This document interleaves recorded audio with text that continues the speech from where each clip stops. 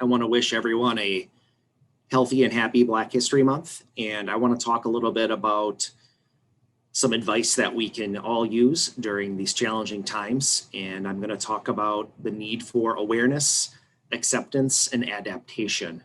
So when people ask me, how do we deal with what's going on right now in the world, COVID plus everything else? So the first step we need to do is be aware of what our challenges are.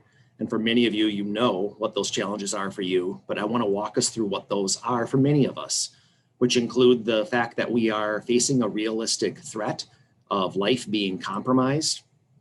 And that's going to raise our stress systems and be more taxing on us as individuals as we go through our regular days, whatever those look like now.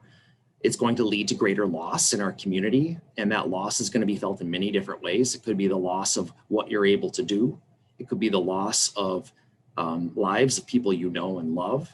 It could be the loss of jobs or other things that have an economic impact on you, or the need to stay at home and work with children going to school. So many changes. In addition to that, and some of these have already been lifestyle changes that we have to make, most of us are not able to do and lead our lives the way that we were used to. Last but not least is the conflict that's going on.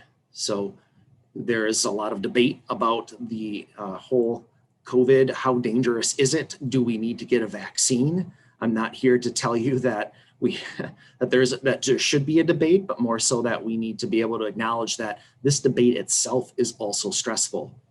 All of these things are things that we need to be aware of because they are going to increase our ability to actually fend off all of the regular life tasks that we have to do on a daily basis. So I want people to be aware of that and to be able to acknowledge you are under more stress right now. And with more stress comes the need for more coping skills, which brings us over to two options on how we can try to deal with what's going on right now. And that's summarized by acceptance and adaptation. Now, by acceptance, I don't mean to say that you're just supposed to throw your hands in the air and say, I just have to accept that all these bad things are happening.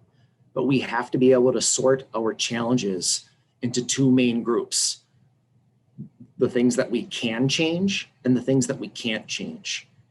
For the things that we are not able to change at this point, we have to find some way to move closer to what I call acceptance.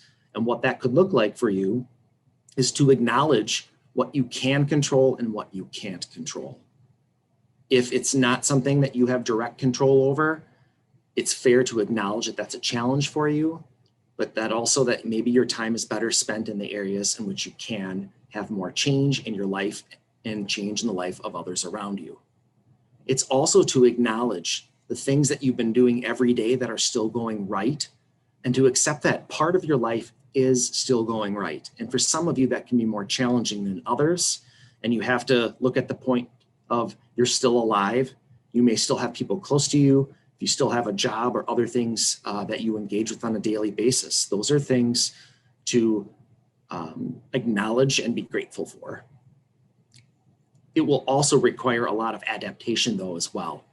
And we are trying our best, and we're trying to use short-term strategies sometimes to make it through on a minute-to-minute, day-to-day basis. But we need to take a little bit of time, maybe even 10 or 15 minutes, and take an inventory of what works for us and what doesn't work for us.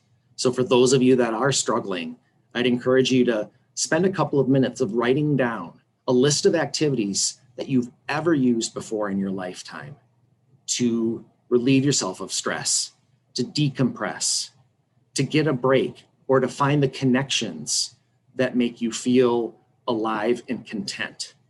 And look through that list and see what have you done lately versus what haven't you done for months or maybe even years now, and consider engaging some of those activities. Another way to look at this would be to write down a list of some of your favorite people, whether you've been in touch with them or not. Write down your top 10 or top 20 people. Consider reaching out to them. This doesn't have to be in person. Obviously, we're trying to emphasize social distancing. It could be reaching out via text, an email, scheduling a Zoom, Skype, Microsoft Teams, or other meeting with them. Part of the adaptation too, after you acknowledge what's going wrong, after you accept the areas you can't change, and then you're looking for other change strategies, is try to utilize asking for help. look for people around you that may be in a situation where you can connect with them. And also, if you are the person that might be better suited to help others, try to build up your community. And that means not just the people in your house, maybe some of your neighbors, maybe people that are down the road, maybe people at work. Offer help to each other. And then I hope that you're all willing to accept it.